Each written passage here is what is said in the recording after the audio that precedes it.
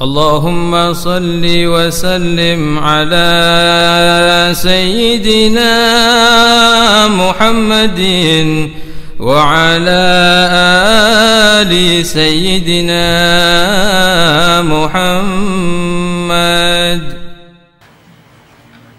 السلام عليكم ورحمة الله وبركاته. Waalaikumsalam warahmatullahi wabarakatuh. Alhamdulillah, wassalatu wassalamu ala Rasulillah Sayyidina Muhammad ibn Abdillah wa ala alihi wa sahbihi wa man walah. Wa la hawla wa la quwwata illa billah. Amma ba'd. Alhamdulillah ala ni'matil Islam wa kafa biha min ni'mah. Hadratil hadirin wal hadirat, jamaah majlis Ratibul Awqas rahimahullah. Segala puji bagi Allah Subhanahu wa taala yang mengkaruniakan kepada kita kemuliaan dan memberikan kepada kita anugerah hingga bisa duduk bersama dalam perkumpulan mulia, perkumpulan yang siapapun menghadirinya tidak akan merugi di dunia pun tidak akan merugi di akhirat. Perkumpulan siapapun yang menghadirinya mencatat namanya di pintu surga Allah Subhanahu wa taala. Hadirin wal hadirat, saat ini kita berada di awal satu bulan yang agung, satu bulan yang mulia, satu bulan yang indah. Dan memang begitulah masa-masa kita berganti dari satu bulan ke bulan yang lainnya berada dalam keindahan dan keagungan. Di bulan Rajab yang berlalu kita diingatkan dengan perjalanan agung Nabi Muhammad yang diagungkan oleh Allah, yang Allah menginginkan akan hal itu, yang Allah berkehendak atas keadaan itu, yang perjalanan itu menampakkan kepada kita jawaban bahwasanya keagungan Nabi Muhammad la hadfi, tidak ada batasan. Masuk bulan Syaban kita kembali diingatkan oleh Allah siapa itu Nabi Muhammad. Seakan-akan tidak ada satu bulan di dalam Islam ini kecuali semuanya diarahkan kepada Nabi Muhammad. Tidak ada satu bulan dalam Islam ini kecuali diarahkan semuanya kepada Nabi Muhammad. Maka tidak salah kalau Allah Subhanahu wa taala menyatakan qul in kuntum tuhibbunallaha fattabi'uni. Jikalau betul kalian ingin mencintai Allah maka ikuti aku, ikuti Nabi Muhammad. Dan memang ketika Isra Mi'raj Jibril berkata kepada Nabi Muhammad, "Wa ma mu'adi'atid daru illa liwajlika wa ma qurrika ta'salu illa liwaslika." Di malam Isra Mi'raj Jibril berkata kepada Nabi Muhammad, tidak diciptakan dalam semesta ini kecuali karenamu, dan tidak diterima percintaan kecuali melewatimu. Maka penciptaan alam semesta ini untuk Nabi Muhammad karena Nabi Muhammad, dan kita yang menyatakan cinta kepada Allah harus melewati cinta Nabi Muhammad SAW. Karena pentingnya cinta kepada Nabi Muhammad, hampir di setiap keadaan Allah mengajarkan kita mengarah kepada cinta Nabi. Ada kejadian yang luar biasa di bulan Syaban masih bersandar kepada Nabi Muhammad. Dua kejadian yang luar biasa. Kejadian yang pertama, perpindahan arah kiblat dari Masjidil Aqsa menuju Ka'batul Musyarrafah, dari Masjidil Aqsa menuju Masjidil Haram. Perpindahan itu akibat ketetapan Allah, yang mana Allah melihat Nabi Muhammad berkeluh hati ketika masuk ke kota Madinah. Kaum Yahudi Madinah ini ketika melaksanakan ibadahnya menghadap kepada Masjidil Aqsa, sehingga kaum Yahudi Madinah kadang-kala menistakan kaum muslimin dengan mengatakan Islam yang dibawa oleh Muhammad tetap menjiplak agama kami. Ibadahnya tetap menghadap kepada Baitul Maqdis, ibadahnya tetap menghadap kepada Masjidil Aqsa, kiblat daripada kaum Yahudi. Ucapan ini sering keluar daripada kaum Yahudi yang berada di kota Madinah, membuat hati Nabi Muhammad tidak tenang. Maka seringkali Nabi Muhammad menatap ke langit, lalu membuatkan isi hatinya mengharap agar kiblat kaum muslimin berpindah dengan tidak mengikuti kaum Yahudi, berpindah ke kota Makkah, tepatnya di Ka'batul Musyarrafah. Dalam keadaan yang semacam itu, Allah menyaksikan keluh kesahnya Nabi-Nya. Allah ridho Nabi-Nya sedih, sebagaimana Isra Mi'raj Nabi Muhammad dibahagiakan dalam kesedihan Nabi Muhammad. Maka perpindahan arah kiblat pun terjadi karena Allah nggak ridho Nabi Muhammad bersedih. Maka turun Jibril bawa perintah dari Allah, sebuah wahyu. Allah mengatakan di dalam wahyunya, "Qad nara takalluba wajhika fis samai falanuwalliyannaka qiblatan tarduha fawalli wajhaka syatra masjidil haram wa haitsu kuntum fawallu wujuhakum syatra." Ayat ini Allah nyatakan, "Qad nara takalluba wajhika fis sama." Sungguh wahai Muhammad, pandanganmu ke langit itu kami saksikan. Kami tahu pandanganmu ke langit itu dengan berkeluh kesah. Fawalli wajhaka falanuwalli kiblatan tarduha. Maka kami akan mengarahkan arah kiblat yang kau sukai. Falanuwalli kiblatan tarduha walanuwalliyannaka kiblatan tarduha. Maka kami akan mengarahkan kiblat yang engkau ridhoi, yang engkau sukai. Ulama ahli tafsir Al-Imam Al-Qurtubi mengatakan, itulah penjelasan ayat wala sawfa yu'tika rabbuka fatarda. Maka semua yang disukai Nabi Muhammad akan diberikan oleh Allah Subhanahu wa taala. Maka turun perintah untuk Nabi Muhammad terlebih dahulu, "Fawalli wajhaka syatra masjidil haram." Maka arahkan kiblatmu wahai Muhammad kepada Masjidil Haram. Baru turun perintah lagi untuk Nabi Muhammad, "Wahai ma kuntum fawallu wujuhakum syatra." Maka dimanapun kalian berada wahai umat Nabi Muhammad, arahkan arah kiblatmu kepada Masjidil Haram. Kenapa? Nanti kalian sukanya ke situ. Subhanallah. Kita ini umat diperintahkan untuk melakukan apa yang disukai oleh Nabi Muhammad. Nabi Muhammad tidak suka arah kiblat menghadap kepada Baitul Maqdis, kepada Masjidil Aqsa. Kenapa? Kaum Yahudi menjadikan bahan ejekan. Nabi Muhammad tidak mau dikatakan agamanya menjiplak kepada mereka, karena Nabi Muhammad diutus diutamima makarimal akhlak, untuk menyempurnakan agama-agama sebelum Nabi Muhammad. Jadi bukan menjiplak tapi menyempurnakan. Maka khawatir pada diri Nabi Muhammad umatnya nanti akan berkecil hati kalau bangsa Yahudi semakin terang-terangan mengatakan agama yang dibawa oleh Muhammad mengikuti agama kami.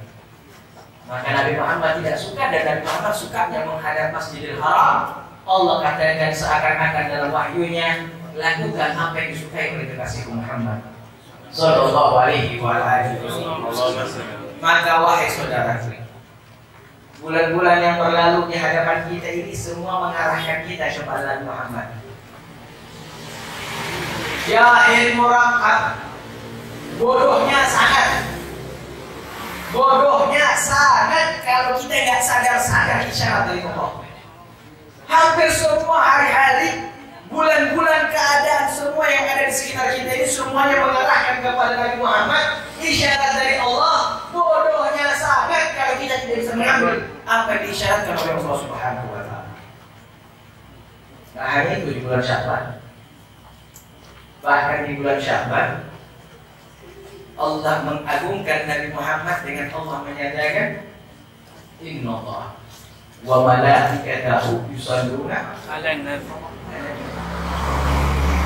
Innallaha, sungguh Allah berselawat kepada Nabi Muhammad. Allah berselawat kepada Nabi Muhammad. Para ulama mengatakan ayyumal hadah. Ujian macam apa yang Allah berikan kepada Nabi Muhammad ketika Allah mengutamakan ayatnya dengan mengucapkan kalimat Innallaha, sungguh Allah yusholluna 'alan nabi, berselawat kepada Nabi Muhammad. Sudah cukup nih pujian dari Allah untuk Nabi Muhammad, sudah cukup. Makanya nggak salah kalau Habib Umar di dalam penutupan qadainya di Al-Lami mengatakan, wallahu qad asna alaihi wa ma yusawi qawlu minna aw yakunu tanana. Allah sudah puji Nabi Muhammad, Apa artinya pujian kita kepada Nabi Muhammad? Allah udah muji Nabi Muhammad, terus pujian kita buat apa? Nggak ada artinya. Tapi Habib Umar menjelaskan, lakinna hubban fis sarairi qadda'a limadihi sofwati rabbina wa hadana. Akan tetapi hati kita yang rindu cinta kepada Nabi Muhammad diseru, diajak untuk membuktikan cinta dan rindu kita, maka kita juga puji Nabi Muhammad.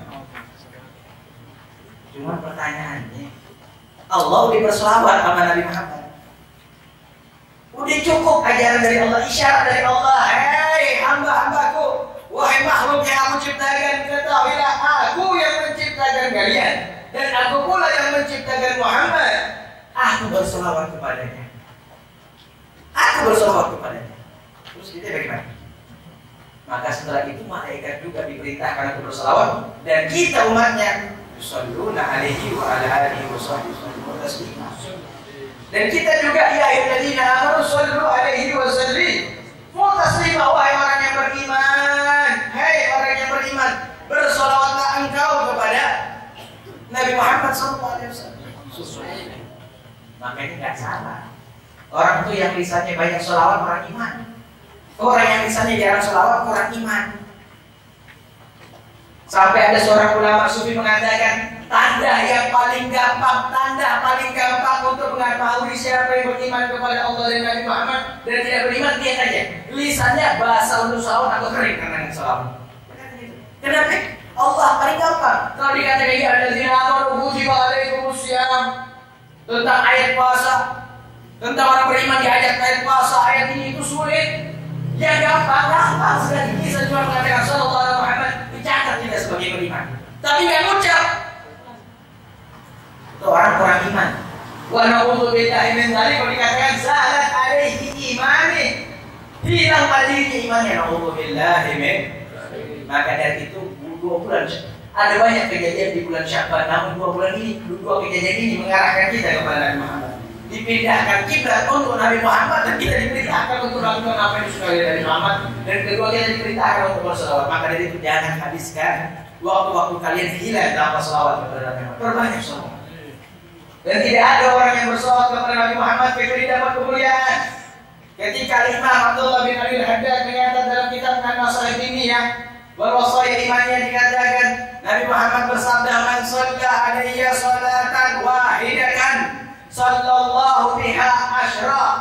Barang siapa yang berselawat kepadaku satu kali saja, maka Allah akan berselawat kepadanya 10 kali. Imam Habib mengatakan wa qala ulama'ul muhaddiqun, dan berkata ulama yang al-muhaddiq, lakafa abdun sallallahu biha kullu umuri salatan wahidatan fid dunya wal akhirah syarafatan wa karamatan. Cukup 1 kali saja salawatnya Allah untuk hamba Allah. 1 kali Allah berselawat untuk hambanya, cukup baginya kemuliaan dan kehormatan di dunia dan di akhirat. Cukup Allah 1 kali berselawat kepada hamba, cukup jadi kemuliaan dan kehormatan untuk kita di dunia kita dan di akhirat kita. Terus 1 kali selawat berapa kali Allah selawat kepada kita? 10 kali. Subhanallah. Kenapa kok selawat begitu hebat? Kenapa selawat begitu hebat? Alasannya 1, bukan yang lain alasannya. Pertama, itu untuk Nabi Muhammad. Kalau udah untuk Nabi Muhammad sudah tutup buku, nggak ada lagi yang lain. Bahkan Al-Imam As-Suyuti dalam kitabnya Kanzul, beliau mengatakan ketika ditanya limadza khalaqallahu dzunub, mengapa Allah menciptakan dosa? Kitab Kanzul Madfun dari Imam As-Suyuti. Mengapa Allah menciptakan dosa? Allah Maha Kuasa. Buat apa Allah menciptakan dosa? Kenapa Allah tidak menciptakan segala sesuatunya di alam dunia ini berpahala saja? Kenapa Allah menciptakan dosa? Karena Imam Suyuti mengatakan litanfa syafa'atul Rasul, agar bermanfaat syafaatnya Nabi. Dosa diciptakan agar tampak manfaat syafaatnya Nabi. Jadi kalau tidak ada orang berdosa, siapa yang akan mendapatkan syafaat Nabi? Maka adanya pendosa-pendosa itu agar Allah perlihatkan, ini keagungan Nabiku. Aku berikan kepada mereka, kepada Nabiku liwa'il hamd, bendera syafaatul uzma yang diberikan kepada para pendosa-pendosa dari golongan hamba Allah Subhanahu wa taala. Coba bayangin, dosa diciptakan untuk Nabi Muhammad. Dosa diciptakan untuk Nabi Muhammad, maka merugi orang yang punya hubungan dengan Nabi Muhammad. Maka dari itu Al-Imam An-Nawawi mengatakan, la'alla, berharap besar satu kali seumur hidup kita melakukan satu sunnah Nabi Muhammad, harapannya kita tercatat daripada amalan bima ja'a dari Rasul, mengamalkan apa yang datang dari Rasul sallallahu alaihi wasallam. Hadirin wal hadirat. Adapun tentang salawat, seringkali kami membahasnya, pahala dan keagungannya. Sampai seorang ulama menyebutkan as-salatu ala nabi syekh man laysa lahu syekh wala yahtaju ila syekh wala yahtaju ila al-hudur wa bil huduri akmal wala yukilu bir riya. Salawat kepada Nabi Muhammad itu guru bagi orang yang tak punya guru. Jadi salawat tak butuh guru. Kenapa? Salawat jalan aja begitu saja, manfaatnya besar. Salawat tak butuh khusyuk, tapi khusyuk lebih utama. Salawat tidak dibatalkan dengan riya. Subhanallah, semua amal ibadah itu bisa tertolak dengan riya dari salawat. Semua amal ibadah bisa tertolak dengan riya. Tidak sampai kepada Allah ketika punya hijab perisai yang namanya riya. Kecuali salawat kepada Nabi Muhammad, itu riya tidak berfungsi. Allah gugurkan kehebatan riya untuk sampai kepada Allah. Kenapa? Ada Nabi Muhammad. Ada Nabi Muhammad. Kalau sudah berhubungan dengan Nabi Muhammad, selesai. Tutup, nggak ada lembaran, harga mati kalau rasanya. Subhanallah. Bahkan tidak sedikit para ulama mendapatkan maghrib kewalian yang tinggi karena lewat sholawat kepada Nabi Muhammad. Ada di antara mereka bersolawat 40.000 kali setiap hari.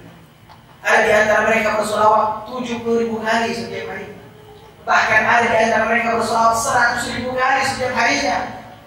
Al-Imam Abdul Qadir bin Ahmad Ghulbani setiap harinya bersolawat kepada Nabi Muhammad dengan membaca kitab Dalailul Khairat 5 kali paling sedikit.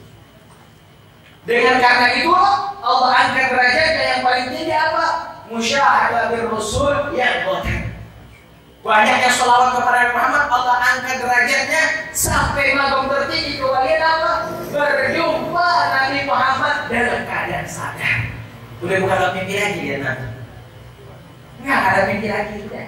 Orang maghrib yang misalnya tiap hari bahasa sama Nabi Muhammad, udah gak level mimpi lagi. Jumpa Nabi level mereka. Lihat Nabi dalam keadaan sadar. Maghrib mereka seperti itu. Di antaranya Syekh Sultan bin Ali Az-Zabidi. Syekh Sultan bin Ali Az-Zabidi seorang wali Allah besar, alim kabir, ulama besar, kalangan wanita. Bahkan muridnya anak daripada Faqih Muqaddam Sani, Syekh Abdul Rahman bin Muhammad As-Segaf, Umar Mukhtar, Abu Bakar Sakran. Ini murid daripada Syekh Sultan. Muridnya wali kutub. Di mana gurunya? Ini guru hafal semua kita, perempuan. Ini guru hafal Al-Quran dari masa kecil. Ini guru hatinya bersih, terbebas daripada penyakit liar, penyakit hasud, penyakit nggak ada nih. Tapi subhanallah, beliau dapat maghrib yang tinggi bil iktsar ala salati wassalam ala nabiyina. Beliau dapat maghrib yang tinggi bukan karena ilmunya yang tinggi, bukan hanya karena hatinya yang bersih, bukan karena dia guru besar, tapi dia dapat maghrib yang tinggi karena paling banyak sholawat kepada Nabi Muhammad. Sampai beliau pernah mendengar ucapan yang tak bergambar, hanya sebuah usaha suara saja. Ya Syekh Sultan, utlubi ma syi'ti.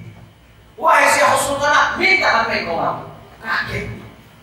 Minta apa yang kau mau. Tawaran. Kalau orang jahil sembarangan nyebut. Minta rumah yang bertingkat bisa jadi, atau minta harta yang banyak, minta jabatan yang tinggi. Orang jahil. Syekh Sultan seorang alim, mendengar suara semacam itu tidak sembarangan, maka beliau bersilaturahmi ke kota Syibah. Seorang ulama Al-Imam Muhammad Baqir Al-Imam Muhammad bin Abdul Hakam Al-Basir Ibn Tashibah, beliau sudah pernah ditanya sama Imam Al-Basir. Ini dengar suara. Utlu bima syi'ti, mintalah apa yang kau mau. Kaget ini Imam. Lalu berkata, qad wasalti marati bil mukalamah. Engkau telah sampai maqam mukalamah, mendengarkan seruan-seruan ilahi, mendengarkan seruan-seruan yang datang dari Allah Subhanahu wa taala melalui para malaikat-malaikat Allah Subhanahu wa taala. Lalu engkau ingin meminta apa? Maka beliau minta masukan usulan daripada Syekh Al-Basir. Maka Syekh Al-Basir mengatakan, minta derajat yang paling tinggi di sisi Allah Subhanahu wa taala. Maka Syekh Sultan mengatakan, apa derajat yang paling tinggi di sisi Allah?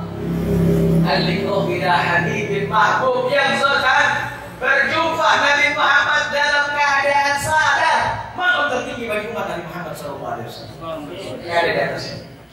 Tidak ada di atasnya. Ini makhluk paling tinggi. Maka beliau bersolawat lagi kepada Nabi Muhammad, lalu mendengarkan lagi ucapan, "Utlu bima syi'ti," mintalah apa yang kau mau. Maka diangkat tangannya, "Natlubuka al-liqa'ul habibil mahbub yang mutar ya Rabb." Aku minta kepadamu berjumpa dengan kekasihku Nabi Muhammad dalam keadaan sadar, bukan dalam keadaan tertidur. Maka Allah kabulkan hampir setiap hari. Bukan tiap minggu. Ada malam ulama tiap minggu, tiap malam Jumat ketemu Nabi Muhammad. Ada yang setiap bulan ketemu Nabi Muhammad. Ada yang setiap tahun. Ya, pada diri Syekh Sultan hampir tiap hari Jumat. Kapan beliau ingin jumpa Nabi? Nabi ada, Nabi datang. Saking seringnya jumpa Nabi Muhammad, itu tetangga-tetangga Syekh Sultan seringkali titip pesan kepada Syekh Sultan. Ya Syekh Sultan sampaikan kepada Rasulullah, aku rindu juga padanya. Ya Syekh Sultan sampaikan kepada Rasulullah agar mendoakan anakku seperti itu. Ya Syekh Sultan sampaikan kepada Rasulullah agar aku juga dijadikan hamba-hamba Allah yang soleh. Semua tetangga pada titip karena seringnya jumpa Nabi Muhammad SAW. Maka kita kalau nggak bisa sholat sama Nabi Muhammad, nangisin deh kita. Dia nangis. Jangan nangis, Allah rezeki nggak lancar. Rugi emang tadi guys gara-gara itu. Kita nangis jodoh-jodoh nggak datang. Rugi. Nangis gara-gara rumah tangga berantakan. Dia nangis karena ini nggak bisa sholat sama Nabi Muhammad. Nangis. Ada seorang wanita yang semua hidupnya diarahkan kepada Rasulullah. Semua hidup. Ummu Muhammad, saudari kandung daripada Habib Jindan bin Nawfal bin Salim bin Jindan, guru para syarifah, guru para nyai, seorang wanita salehah. Beliau ketika suatu saat badannya yang sudah mulai sehat semakin membesar, beliau diusulkan untuk diet, ngikutin salah satu tokoh Indonesia. Dia tuh ikutin tokoh itu tuh biar badannya kecil. Katanya dia, orang kalau badannya mau kecil seperti ini. Sedih ini. Ummu Muhammad ini seorang syarifah, sedih. Bapak sedih mengatakan, buat apa saya ikut fulan? Sungguh badanku yang sehat ini, badanku yang semakin membesar ini bukan karena harusnya semacam itu, tapi karena aku tidak mengikuti sunnah Nabi Muhammad. Aku belum bisa mengikuti sunnah Nabi Muhammad. Apa sunnah Nabi Muhammad yang aku belum bisa lakukan? Kalau ditawarkan makanan, aku main ambil aja untuk nyenengin mereka. Apa sunnah Nabi Muhammad yang tidak lakukan? Makan ketika lapar, berhenti sebelumnya. Ada yang berlaku. Jadi badan saya besar ini kenapa? Karena saya kalau makan mau lapar mau kenyang makan aja. Berhenti. Apa sudah kenyang jalan terus. Itu tidak. Ini syarifah bilangnya apa? Saya kan ikutin sunnah Nabi Muhammad. Apa sunnah Nabi? Makan ketika lapar, berhenti sebelum kenyang. Ini saya nggak lakuin. Bukan saya harus ngikutin fulan bin fulan. Semua tingkah punya diarahkan kepada Rasulullah. Maka tidak salah didikan mereka menjadi wali-wali Allah Subhanahu wa ta'ala. Subhanallah. Ya, kalau orang sudah mengarahkan semuanya kepada Rasulullah, maka wahai hadirin, wahai pemuda, sekarang sudah tidak bisa jadi kompromi lagi. Beberapa tahun yang lalu, kalau kita mengukur dalam ukuran umur 40 tahun itu umur kategori belum sepuh, umur yang cukup sedang. Kita ini bangsa Indonesia sudah mulai dikatakan sepuh kalau sudah 50 tahun ke atas atau 60 tahun ke atas. 40 tahun ini masih sedang. Tapi ada seorang wali Allah, seorang habib, seorang alim ulama umur 40 tahun wafat dan sebelum wafat mendapatkan bangun-bangun tinggi di sisi Allah. Habib Al-Mundir bin Fuad bin Abdurrahman Al-Musawa. Mulai dari mimpi Nabi sampai jumpa Nabi dalam keadaan sadar. Sampai dipuji oleh gurunya Sultanul Qulub. Kaisarnya hati. Kaisarnya hati. Kenapa? Ta'allas bin Nabi. Ini seorang anak muda dari masa beliau belajar di Hadramaut bersama Habib Umar sampai pulang ke negeri Indonesia ini ketika berumur 20 tahunan. Lalu berjuang menegakkan syariat Allah, membagi-bagikan cinta Nabi Muhammad di seluruh Indonesia ini. Semua yang beliau lakukan disadarkan oleh Nabi Muhammad. Sampai tidak ada rumahnya kecuali apa yang disukai dari Nabi Muhammad. Yang tidak disukai Nabi Muhammad tidak ada di rumahnya. Itu kamarnya beliau, mulai dindingnya, kasurnya, ranjangnya, sejadahnya, hampir semua yang ada di kamarnya semuanya berwarna hijau. Ditanya kenapa? Nabi Muhammad sukanya warna ini. Nabi Muhammad sukanya warna ini. Kita nggak mikir, kita kadang-kadang beli ranjang kalau bisa warnanya merah, warnanya pink. Yang kita suka bukan yang suka menangi. Apa yang suka menangi dia urusan belakang kita dulu deh. Ada perbedaan kita. Kita dengan orang-orang yang hebat, orang-orang yang berhasil beda jauh. Beda jauh. Maka dari itu bulan Syaban, lihat bulan Syaban, kita kadang-kadang menyampingkan apa yang disukai Nabi Muhammad. Kita ini udah ngaku umat, ngaku hamba Allah, tapi apa yang disukai Nabi Muhammad kita kesampingkan. Sedangkan Allah melakukan apa yang disukai Nabi Muhammad. Nabi Muhammad suka dikit dan menghadap Masjidil Haram, Allah lakuin. Maka dia mengatakan walan waliyannaka qiblatan tarduha. Maka aku arahkan, maka kami arahkan kiblat kepada apa yang kau sukai. Allah lakukan apa yang disukai Nabi Muhammad. Subhanallah. Jadi anak muda yang melakukan apa yang disukai Nabi Muhammad, dia bukan hanya mengikuti Nabi Muhammad, dia bukan hanya menjalankan Nabi Muhammad, tapi dia mengikuti Allah. Subhanallah. Dia sudah sampai mampu mengikuti Allah. Maka dari itu ayo, ini kita yang masih muda, umur yang belum sampai 40 tahun, yuk berjuang. Catat nama kalian di hatinya Nabi Muhammad.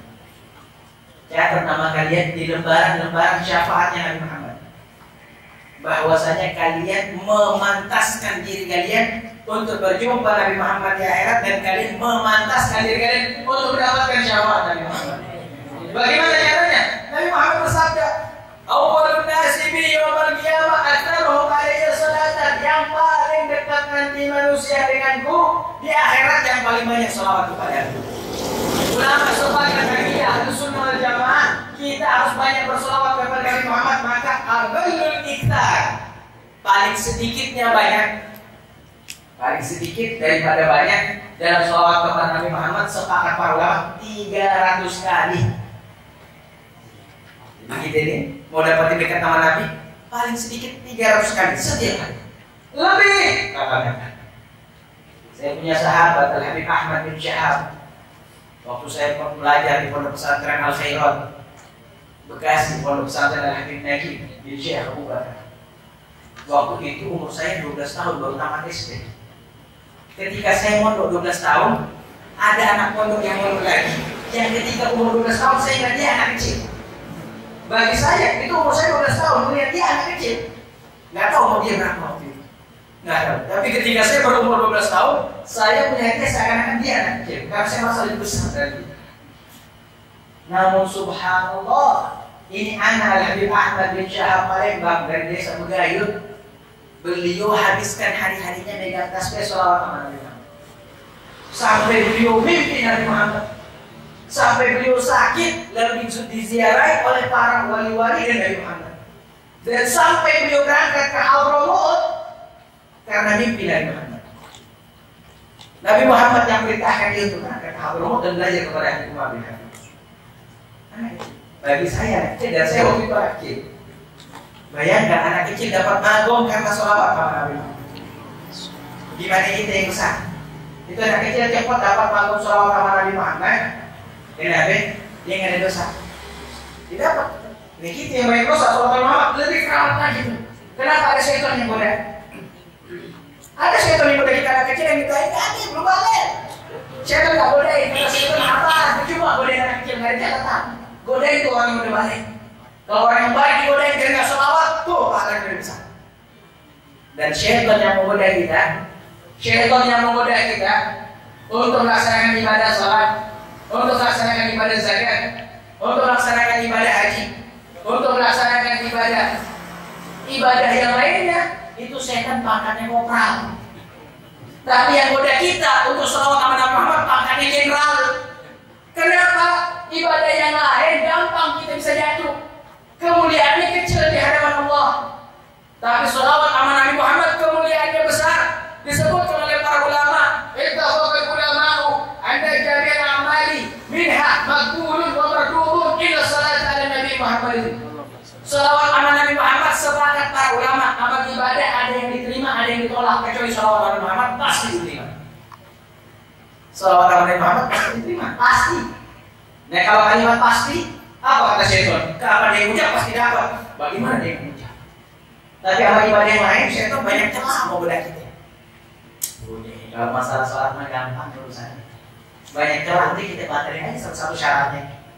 Satu syarat sholat kita batalin nggak sah deh sholat. Salah satu rukun kita batalkan nggak sah. Kita godain mereka melakukan satu yang membatalkan sholat, udah dia bakal batal sholatnya. Kita godain biar seakan-akan dibilang orang ahli sholat, udah dia bakal hilang tuh pahalanya. Dia masuk dalam golongan dia. Banyak celah setan masuk. Jadi pangkat kopral bisa aja dia masuk. Tapi kalau sholawat, kita masuk dalam kemuliaan diterima sama Allah Subhanahu. Kita masuk dalam dapur biar nggak khusyuk diterima sama Allah. Kita masuk surga belajar tanpa guru diterima. Nggak ada celah, Allah nggak kasih celah. Jadi kalau pangkat kopral dari godaan syaitan ini ya tembus pangkatnya tinggi. Jenderalnya bukan jenderal sembarangan, kita 4 kali tinggi. Baru dia bisa tembus godaan umat Muhammad. Makanya pantas orang-orang yang sholawat itu dia berhasil dari godaan pemimpinnya setan. Sallallahu alaihi wasallam. Maka dari baik tanamkan pada diri kita, tanamkan pada lisan kita, insya Allah mau selamat di dunia, mau selamat di akhirat. Akhirnya salatu wassalam alaihi. Maka perbanyaklah salawat dan salam kepada Nabi Muhammad sallallahu alaihi wasallam agar kita mendapatkan pertolongan Nabi di dunia ini yang sangat kita butuhkan, dan di akhirat nanti yang teramat sangat kita butuhkan. Ketakutan kita di dunia nggak ada apa-apanya, maka ketakutan kita di akhirat. Kekhawatiran kita di dunia nggak ada apa-apanya, maka kekhawatiran kita di akhirat. Sudah, nggak ada jalan terbaik. Kita umat muqassirin, kita umat yang lemah. Kalau kita menolak ucapan para aulia Allah, Imam Hadid mengatakan, ya Rabbi innaka maqsudi wa mu'tamadi wa murtajaya lid dunya ya wa munqalabin waqfir wa samih ubaidan ma'lahu amali bisalihati wa qad awqa minal huwadi. Imam Hadid mengatakan, ya Rabbi innaka maqsudi, wahai Tuhanku engkau maksudku. Ya Rabbi innaka maqsudi wa mu'tamadi wa murtajaya lid dunya wa munqalabin. Engkau maksudku, engkau sandaranku, engkau panutanku di duniaku dan di akhiratku. Imam Hadid mengucapkan kalimat ini dengan keyakinan yang besar, lalu mengatakan lagi ucapannya, waqfir wa samih ubaidan ma'lahu amal. Maafkan ya Allah hamba yang kecil tidak ada amal ibadah.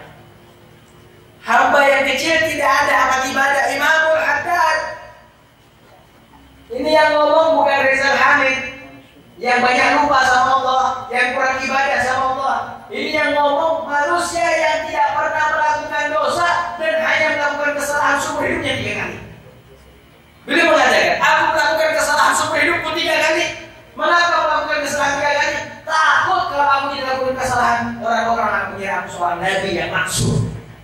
Orang-orang akan mengira aku seorang nabi yang terjaga daripada kesalahan. Maka beliau melakukan 3 kesalahan agar tidak diambil sebagai nabi. Ma'alumani Allah Gudbil irsyad wa qasil ibad wal bilad. Gutuk pemimpin para wali Allah dari segala bentuk kalangan kewalian. Imamul Haddad yang kalau beliau bertakbir, dinding di hadapannya mencegah antara Imam Haddad dengan Ka'bah akan retak. Menghabiskan hari-harinya dengan khatamat, khatam Al-Quran sekian banyak setiap harinya. Belum lagi menghasilkan murid-murid terbaik. 60 tahun memegang wali kutub. Pemegang wali kutub terlama dari golongan umat Nabi Muhammad, Imamul Haddad. 60 tahun memegang wali kutub, paling lama memegang wali kutub. Tapi lihat apa ucapan beliau? Ya, waqfir wa samih ubaidan ma'lahu. Ya Allah, ampuni kami ini hamba yang kecil, nggak ada amal ibadah. Kalau seperti beliau membuat pernyataan semacam itu, kita bandingkan sama diri kita ini, bukankah kita kotorannya? Bahkan kotoran beliau lebih mulia dari kita. Karena itu kotoran pernah membantu imam untuk membangkitkan tenaganya sujud kepada Allah Subhanahu wa Ta'ala. Kotoran itu ampas. Kotoran itu ampas daripada sisa-sisa tenaga beliau beribadah kepada Allah. Kotoran itu lebih mulia dari kita. Kita belum pernah sungguh-sungguh. Kita belum pernah takbir Allahu Akbar sampai kita nggak mau ninggalin sholat. Imam ada kalau takbir nggak mau ninggalin sholat. Allahu Akbar nggak mau ninggalin sholat. Pengen sholat terus. Ya kita takbir, kita punya masalah. Nah kalau keadaan kita semacam ini dengan Imam Haddad, yang kita mau andalkan ketemu Allah apa? Yang kita mau andalkan ketemu Allah apa? Yang kita mau andalkan masuk surga, ya Allah, masuk surga. Apa yang kita mau andalkan? Karena Allah tahu akan datang suatu masa kita ini orang-orang semacam kita ini, Allah tahu. Dan Nabi Muhammad sudah dikabarkan akan datang umatnya Nabi Muhammad semacam kita. Maka Nabi Muhammad pun tidak suka kalau umatnya masuk ke dalam neraka. Maka Nabi Muhammad mengharapkan karunia besar. Allah turunkanlah innallaha wa malaikatahu yusholluna 'alan nabi ya ayyuhalladzina amanu shallu 'alaihi wa sallimu taslima. Ini kesenangan buat kita. Dengan ini kita bisa dapat maqam tinggi. Dengan ini kita bisa selamat. Dengan ini kita diangkat. Ya Allah, angkat derajat kami semuanya. Maka dari itu kita lama-lama. Mulai saat ini azam.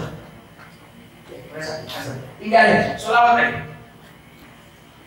Ya, tinggalin, sholawat tadi. Ini bukan sembarangan nyeleneh. Imam Sufyan Ats-Tsauri ketika beliau berangkat haji, melihat ada salah seorang pemuda. Ini pemuda sembarangan. Dia haji, dia mau tawaf, dia mau sa'i, dia mau lempar jumroh. Semua ucapan-ucapan zikir dalam ibadah haji yang dibaca sama dia. Yang dibaca sama dia apa? Sallallahu alaihi Muhammad, sallallahu alaihi Muhammad, sallallahu alaihi Muhammad. Maksudnya haji. Zikir-zikir ibadah haji ditinggalin semuanya sama dia. Padahal dia haji ibadah haji enggak ada kalimat labbaik Allahumma labbaik. Labbaik la syarika lak labbaik. Innal hamda wan ni'mata. Allahumma shalli ala Muhammad, sallallahu alaihi Muhammad, sallallahu alaihi Muhammad. Supaya sudah memperhatikan hajinya udah ditinggalkan semua zikir-zikir yang dipakai sallallahu alaihi Wasallam. Sampai hari ditanya, wahai Nabi, kenapa kau tinggalkan semua zikir dan hanya mengambil zikir sholawat saja? Lalu ditanya, siapa engkau yang bertanya? Saya Sufyan Ats-Tsauri. Yang boleh berkata, andai kata engkau bukan seorang wali Allah. Ini anak kenal saya Sufyan Ats-Tsauri. Andai kata engkau bukan seorang wali Allah, ataukah engkau bukan seorang ulama besar panutan umat zaman ini, niscaya aku tidak akan membongkar rahasia aku dengan Nabi Muhammad. Niscaya aku tidak akan membongkar rahasia aku dengan Nabi Muhammad. Aku punya rahasia dengan Nabi Muhammad. Maka ditanya, apa itu rahasia? Diceritakan. Sebelum aku berangkat haji ini, aku berjalan bersama ayahku dalam perjalanan. Lalu ayahku wafat. Aku dapati ayahku ibadahnya kurang. Dan juga aku dapati mungkin ada hal-hal yang dilakukan oleh ayahku. Maka ketika aku menanti jenazahnya dan menunggu orang-orang untuk membantu aku menguburi jenazah ayahku, aku dapati muswaddah menghitam wajah ayahku. Saking aku khawatir, takut dan malu dengan wajah ayahku yang menghitam, aku tutupi dengan kain yang aku bawa.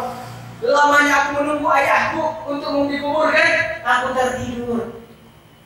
Dalam tidur datang seorang laki-laki gagah, memakai imamah putih, jubah putih, gamis putih, dengan bau yang semerbak. Lalu datang kepada ayahku, membuka kain yang ada pada penutup wajah ayahku, diusapnya dengan tangan kanannya. Seketika wajah ayahku memutih. Maka orang itu hendak berlalu. Maka sebelum meninggalkan aku memegang garisnya lalu bertanya, Man anta rahimakallah. Siapa engkau? Semoga Allah merahmatimu. Lalu beliau menjawab, Ana Muhammad bin Abdullah sahibul Quran. Aku adalah Muhammad bin Abdullah sahibul Quran. Lalu aku bertanya, mengapa engkau menolong ayahku semacam itu? Rasulullah menjawab, aku banyak mendapatkan salawat dan salam darinya. Walakan sahu fid dunya, walakan sahu fil akhirah. Maka aku tidak akan melupakan dia di dunia dan tidak akan juga melupakan dia di akhirat. Terbangun kaget ini anak muda, dia cepat-cepat buka wajah yang menutupi kain dan apa menutupi wajah ayahnya, sebuah kain tersebut. Dia dapati wajah ayahnya bukan kembali tapi bersinar. Usahakan pada mimpi Nabi Muhammad SAW. Semenjak itu enggak lagi aku pakai pikir yang lain, cukup salawat sama Nabi Muhammad. Cukup salawat sama Nabi Muhammad yang aku lakukan, maka dari biasa. Sudah banyak gambaran-gambaran yang mengarahkan kita untuk memperbanyak salawat kepada Nabi Muhammad. Pegang tasbih. Jika tidak ada tasbih, jadikan kanan kita ini yang jumlahnya kita mengambil 30 dari sela-selanya, perbanyak salawat kepada Nabi. Paling sedikit 300. Bisa 1000 lebih baik. Kalau sampai 40.000 setiap harinya, masuk Abu Bakar. Bisa mimpi Nabi Muhammad, atau bisa jumpa Nabi Muhammad sallallahu alaihi wa alihi wasallam. Mudah-mudahan Allah Subhanahu wa taala menyangka umur kita dalam keadaan sehat walafiat, berkahi dunia dan akhirat kita, menjadikan kita hamba-hamba yang berhasil, hamba-hamba yang selamat, hamba-hamba yang mendapatkan cinta Allah, hamba-hamba yang mendapatkan cinta Rasulullah sallallahu alaihi wasallam. Dan kita meminta semua yang diminta oleh Rasulullah. Kita juga berlindung kepada Allah, semua yang berlindung dengan Nabi Muhammad kepada Allah. Ya Rabbana ya Karim, inna nad'uka kama amartana, fastajib kama wa'adtana, innaka la tukhliful mi'ad. Ya Allah, kami telah meminta kepadamu sebagaimana yang Engkau perintahkan. Fastajib lana kama wa'adtana, maka kabulkan hajat kami sebagaimana yang Engkau janjikan. Wa innaka la tukhliful mi'ad, dan sungguh Engkau tidak akan mengingkari janjimu. Ya Allah, kabulkan. Jangan ingkari janjimu, karena Engkau tidak akan mengingkari janjimu. Ya Allah. Allahumma inna nad'uka kama amartana, fastajib lana kama wa'adtana. Ya Allah, kami telah meminta bermunajat kepadamu, maka sebagaimana yang Engkau perintahkan. Ya Allah, kabulkan daripada doa dan hajat kami sebagaimana yang Engkau janjikan. Innaka la tukhliful mi'ad. Wa sallallahu ala sayyidina Muhammadin نبي الأمي الهاشمي القريشي وعلى آله وصحبه وسلم بحقك وبحق نبيك وبكرامة الصلاة على نبيك أن تغفر لنا ذنوبنا وتستر لنا عيوبنا وتقضي حوائجنا وتطهر قلوبنا وتختم أمورنا بحسن الخاتمة بحسن الخاتمة بحسن الخاتمة يا ربنا يا كريم. وصلى الله على سيدنا محمد وعلى آله وصحبه وسلم والحمد لله رب العالمين والسلام عليكم ورحمة الله وبركاته.